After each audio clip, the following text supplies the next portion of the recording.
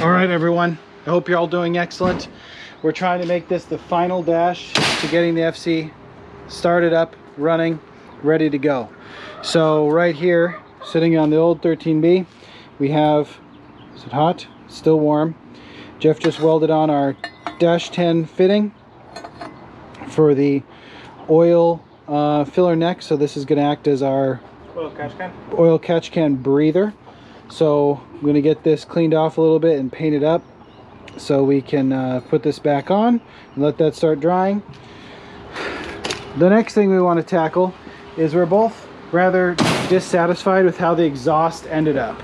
So back here I can show you, we did this great custom exhaust and we have this really misaligned exhaust. So this is sitting out at an angle and sticking out further. So we need to go further back up the line to the mid pipe and readjust the way the mid pipe connects to the Y pipe. So I'm going to get underneath there, undo some bolts, and we'll figure it out. So good news, we just went down and adjusted the mid pipe, and actually what we ended up doing is rotating the down pipe from the V-band here, and everything lined up. So basically I thought this V-band was tightened down all the way, but apparently it wasn't. And so as we were building the exhaust backwards, it had moved. So that dominoed all the way back the exhaust. But the good news of that is that we're just gonna have to adjust the one muffler over there. You can see this one's pretty much dead on, and this one is really squee hot out here. So we're gonna take that down, make a cut, realign it, and then Jeff will re-weld that, which means hopefully only one weld. Jeff did bring up the point that this one is pretty recessed into the bumper, and hopefully I'm not spitting flames anymore. And previously it was touching the bumper, so this is already kind of messed up. But we might need to extend that out to make it even. And I think what we're going to do at this point is line up as best we can, and then to make the appearance at the back of the car look even, if we need to, is we're just going to take some sections of 3-inch and weld them on there and paint them black. If you watch like the second exhaust video we did, yeah, we did that. At first we put the pipe on there like it looked Bozuzoku style, and then just like make it flush with the bumper, cut, and then you got a tip and it looks even. So cool. So now let's take that back part apart, and then we'll be ready to cut again. Jeff is working on fixing and realigning the exhaust. Out here we have a, hello, should have our, in the dark, yes, painted up oil filler neck, right, meow.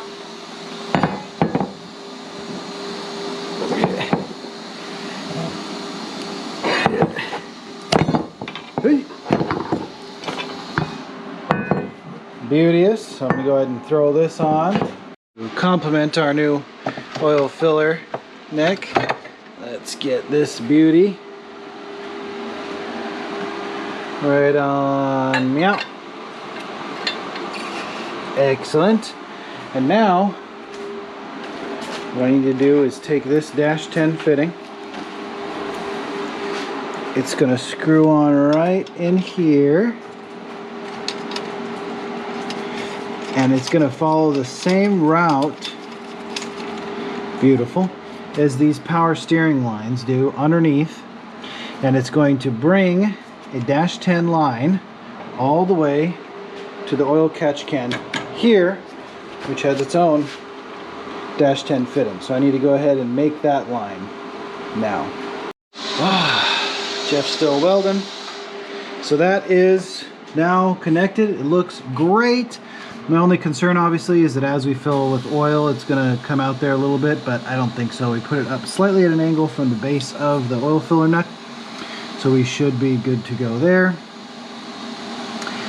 If it does become a complication, we'll be able to tell pretty quickly, and I'll just, when I do an oil change, as much as it sucks, I'll take this off, put a 10 AM cap off there, and put it back on.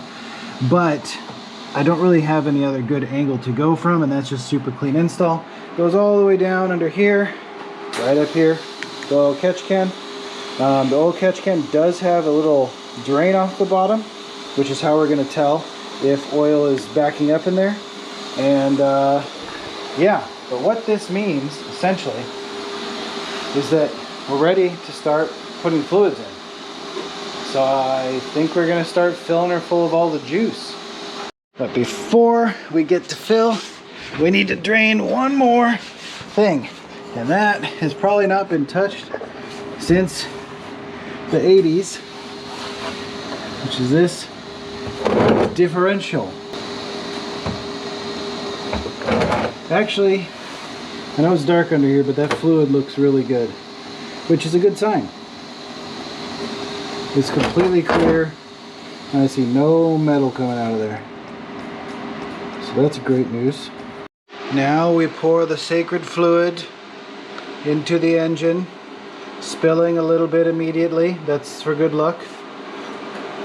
And Pour some out for the homies. pour some out for the homies. Just using regular Castrol conventional right now. I'm going to use some Motul in just a few 100 miles. I just figure, I know the engine doesn't need to be fully broken in again because it's already been through that break-in period, but I just want to run through some oil just to let it cycle through a little bit. Just maybe I'm being too precautious, but and then I'm gonna switch the filter and everything really quickly and go to a much better Motul product. But for right now, just Castrol.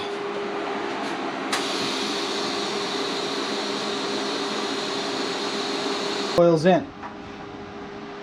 Now it's time to get the coolant in. Let me show you my concoction. I'm using distilled water. I know a lot of people are going to freak out about that, but we are going to mix it with some antifreeze and coolant as a stabilizer to protect it, the engine and everything, from being corroded. Distilled water will cool incredibly well, especially when paired with water wetter, which we're going to put in here as well. So that's pretty much the formula, but we're going to be, this is pure antifreeze, mixing it a little bit with distilled water, and that's what we're going to use. So we obviously have a custom radiator setup, custom fans, custom shroud. So we want to be as efficient as possible just in case we're leaving anything on the table compared to stock configuration. And I'll let you know how this does. So last night, we tried to get this baby running. Ran into a big problem. So we've got everything installed for this intercooler setup, right?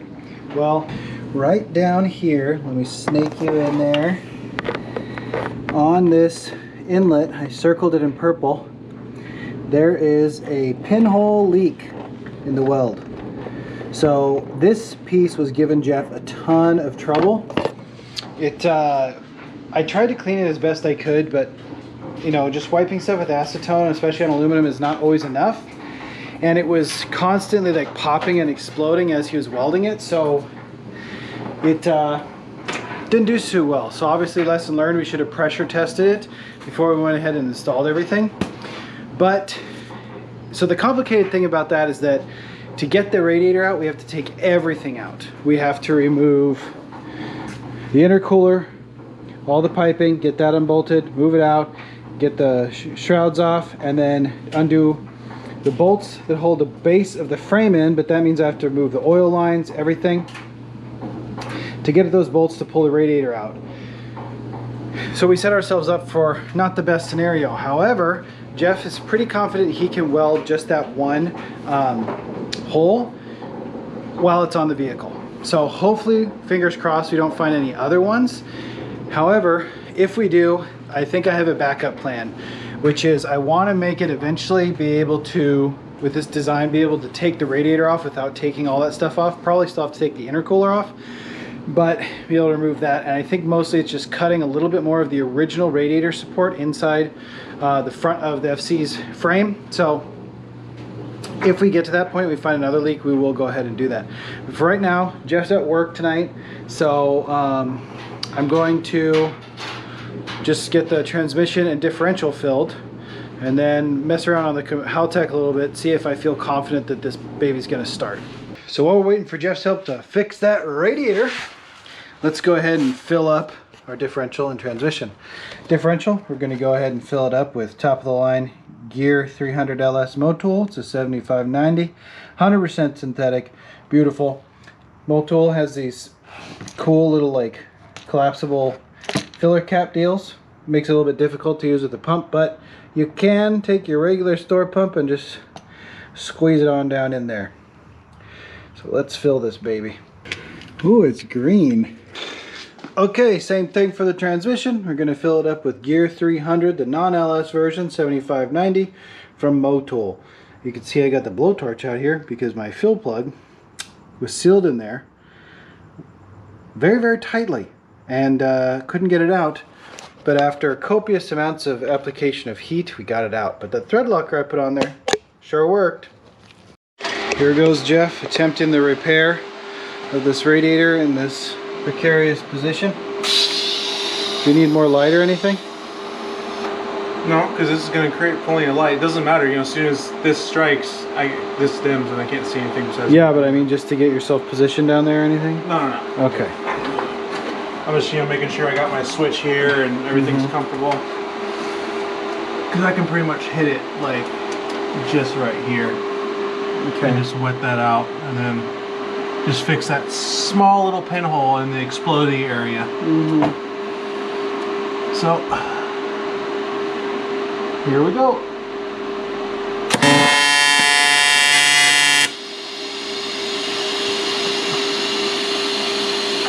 And we're done. Yeah? That was it. Okay, great. Alright, with Jeff's repair there complete, we can attempt number 2 to fill the coolant system. Alright, sit rep. It's late at night. Jeff just finished adjusting the exhaust hangers. The exhaust looks much, much better. Tried to bleed the clutch, and the clutch line has bursted. So I've ordered one of those, but that's days away. There's oil in the engine. Everything is hooked up. The Haltech isn't reading absolutely everything, but it should be able to fire. Start. So the question is, do we try? Well, if you don't want to start it without coolant in it, then we shouldn't start it. But it's up to you. I mean, we can just turn on, see if it turns over, and turn off. That's true. Okay, well, I'm going to go down there and cook up the starter because I don't even have it connected because I've been nervous about accidentally turning the key too far. And then we need to unplug the ignition so it doesn't fire. We prime it with fuel and oil first. Yeah. Okay. Okay. Let's see what happens.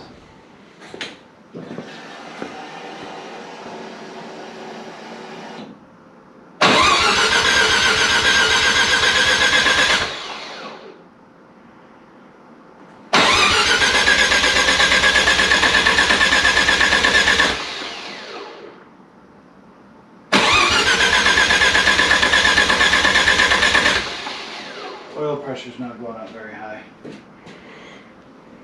Let's check our oil. Just that having it move through the system we did could have lowered it.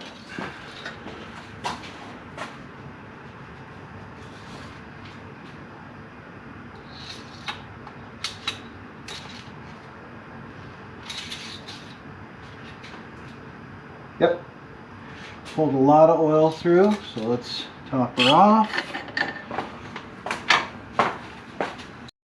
Well, it's building oil pressure. You can smell there's plenty of fuel and oil.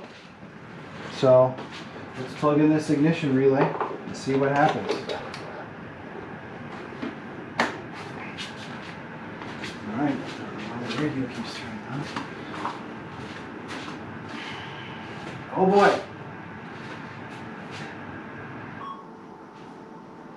Fingers crossed. Battery's not even all the way charged, so hopefully the alternator kicks in. Here we go. Keep rapping.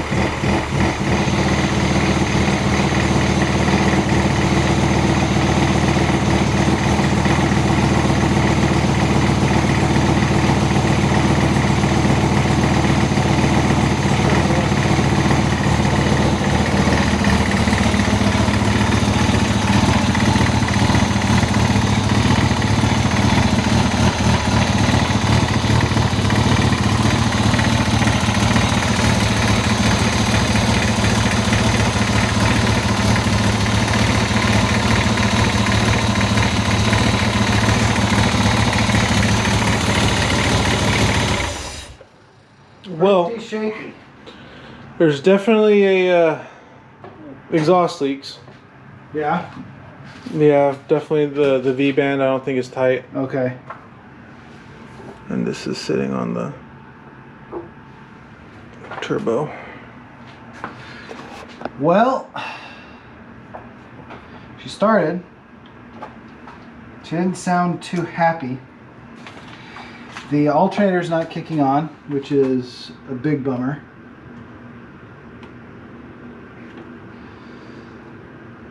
Big bummer, because I don't know if that means the alternator's not working or if it's just not wired up correctly. Jesus, that's a lot of smoke. Yes, it is. Yeah, the alternator is not working. That sucks. More things to figure out. More things in more garage? Yep. That's so weird. Well, I mean, unless the alternator is just damaged.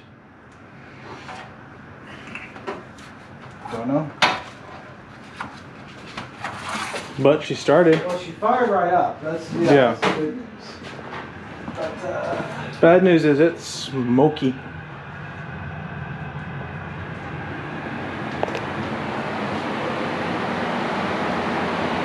And honestly, she wasn't that loud. no, that's really yeah. I'm happy with the sound. I mean, obviously we got some more stuff to figure out. Yeah, I'm really annoyed about the alternator right now, and that's got me stuck. My eyes are starting to burn. How about yours? Nope.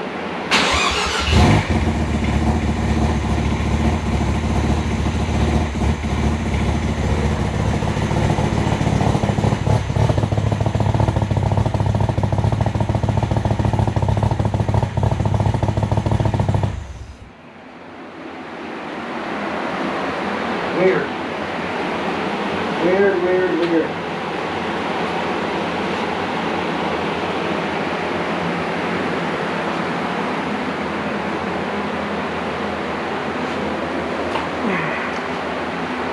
I'm not ready to end the video yet, so I'm not super satisfied with the way we left it, but that's it for tonight. Alright everyone, so it's been quite a while since that first startup video, and we fixed a lot of things, and we actually had a remote session with our tuner to help us diagnose a few issues we were having. So let me run you through them real quickly. So it was making a clacking noise, a big clanking noise, and that was that the pulley on the front was not completely tightened down. And unfortunately that's just my fault because I had to add this front part for the power steering onto it, and I just forgot to tighten those down. So we terminated that, or finished that pretty quickly. And then we were running down a bunch of other issues. So the car was smoking like crazy and running really rough. And the reason for that was that where I had pulled the vacuum signal from on the back of the throttle body up here was not giving a good reading. So that's what this is. We troubleshooted with our tuner, changing it, and finally found one on the front. So this now goes to the map sensor. And so what it thought was that it was seeing basically not positive pressure, but neutral pressure. So it thought we were starting to go into boost for some reason. It was just dumping fuel in. We also got the wideband working, and I switched back to the old alternator. That's why it looks kind of ugly in there. Put a dual pulley on it as well, because it needs that, but because that fancy new alternator was not working. And there's a running joke about alternators is that if it looks fancy and pretty, or you get some aftermarket one, it's not going to work. You find the dirtiest one on the junkyard, and that one is going to work for you. So that turned out to be the case for us. So even though it could be cleaned up a little bit, I'm not going to touch it. We'll be looking for a higher amperage alternator in the future, but this one seems to be doing well. Additionally, found out that I got these thermocouples for our Egt Sensors off of Amazon, and although they plug into the Haltech, they do not work. So they're telling the ECU that the exhaust, even when it's just sitting here cold, is thousands of degrees. Obviously not correct. So the engine management system is freaking out and not letting things run correctly for that. After we got it running, it was doing better. I ordered some fittings, some sensors, which I have over here. So I have some new EGT sensors I'm going to throw in with some new fittings for that, and a coolant sensor because I ran the stock one and the system is not calibrated for that. Plus we don't want to trust that 30-year-old sensor, so I'm going to be threading this in today. We also, if you remember, I was saying that I just put in regular cheap oil. There's two reasons for that. One, I wanted to circulate through the system and change it quickly, but also I knew I'd be chasing down oil leaks, coolant leaks, everything that we worked on and buttoning down, and that ended up being the case. So we had oil leak from the oil pedestal because there was a wrong size fitting on there that wasn't sealing up correctly, and then down underneath where I relocated the oil cooler, I had a leak from this line here, so I had to completely rerun and redo that line, and now we've got that one sorted out. And yeah, so lots of troubleshooting on this car. But even though we haven't had the perfect sensors in here yet, it's on a safety tune from our tuner. It's not able to go into boost, and it's working well and it's running well. And so what's that allowing me to do is been able to do some shakedown drives, test the cooling, measure some temperatures, and then also to get the leaks all fixed up. So now what I'm going to do is get these EGTs put in, get some good oil in it since it stopped leaking, and get the coolant sensor in, and then we should be able to take you for a little drive. And one of the things I might do in this video is I want to test how this intercooler setup is flowing. So a lot of people are hitting me up in the comments. This is something I'm aware of. Again, this is a prototype thing that we built ourselves and we want to try and test it. The challenge with this setup is that obviously the turbo inlet is back here, and that's not a place for cold air, and I don't have anywhere to run to gather cold air. Now this is the same stock situation, or excuse me, the same location that the kit was pulling from before with the big KN cone filter. But you can see there's not much room there. And of course, with the intercooler being in the engine bay instead of mounted up front, we're wondering, is it pulling enough airflow through it to sufficiently cool the system? Now we have a couple things going for us in regards to that particular issue. One, we're primarily running E85. It's more reliable to make the power. It's way cheaper to run the vehicle, even though it pulls a lot more fuel. And also it gives us a very cool charge. That's the main benefit of E85, is that the charge of air and fuel stays cool. But to test it, okay, so a lot of people are saying you need a vented hood. You have to have a vented hood. I understand that, but we're trying to test this without a vented hood because it'll give us a lot of answers, and it'll give maybe some of you some answers as well if this setup will work for you. Now remember, this car's target is about 400 wheel horsepower. Not the biggest numbers in the world, but very significant on a car this size. And we're going for responsive power for street and occasional track use. So that's why we went with the smaller 7670 turbo and the street port. So there's a lot of things in this build that we think will work with this intercooler setup. What I want to do is find a way to mount the GoPro here in the engine bay with some light, and I think I'm just going to put little tassels on here, little strings of ribbon taped down, and see if we get airflow when we're moving down the road. So all that being said, this video has been all over the place, but it's the final things to get the car ready, and then hopefully from there we'll be able to make it to a dyno day and get this thing finally tuned up. So let me throw in these sensors. Okay, well that was a bit of a process, but I took my time. But I got the coolant sensor in there, had to pin it out on the car, which was a pain in the butt, but it's reading out good. New Haltech K-type thermocouples are in there nicely, looking nice and tidy. So now let's see what we show on our little Haltech readout here.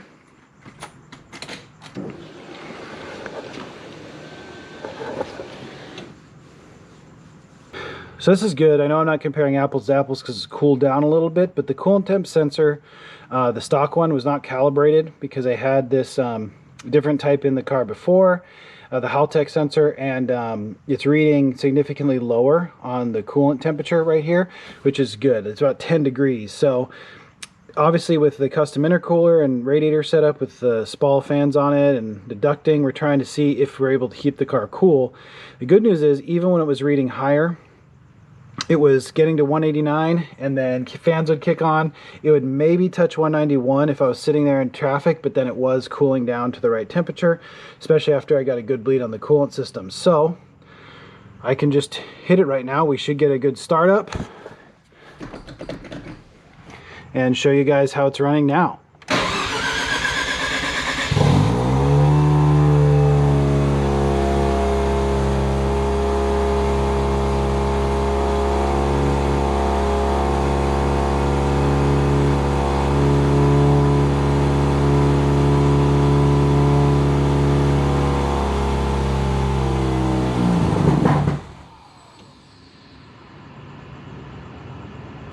That was interesting.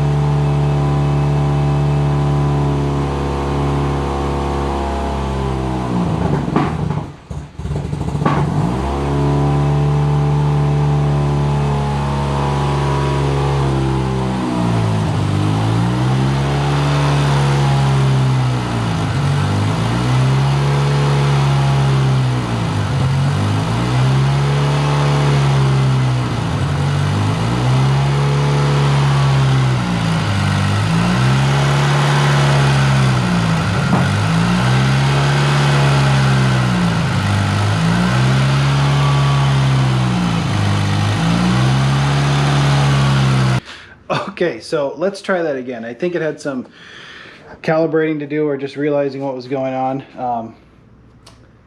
The BAC, the idle air control, is still not completely tuned, and there is a bunch of smoke, but I just went underneath and checked out what it was. If you can see it on camera. Basically, I used a good hefty helping of anti-seize on the fittings for the Egt Sensors, and that's just burning off. I went underneath there and it's like dripping off, looks like liquid metal. But you know, when you're underneath the car upside down, you can't really apply it very precisely. So there's big globs on there that are heating up and dripping off, but that's fine. Got to go through that process. So anyway, let me fire it up real quick again and show you it's working much better.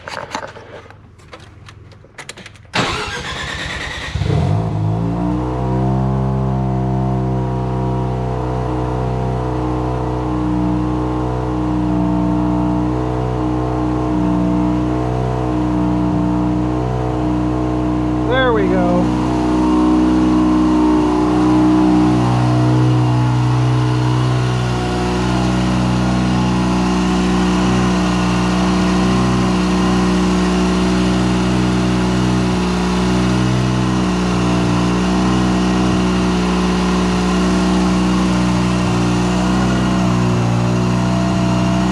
So there you have it, guys, up and running, sounding good. I'm gonna end this video driving around, and I'm gonna leave the testing of the intercooler system to the next video, where we'll do some final test checks and preps before we finally schedule our dyno day to go get this thing ripping again. It's been a long time, been a long journey. Enjoy these clips.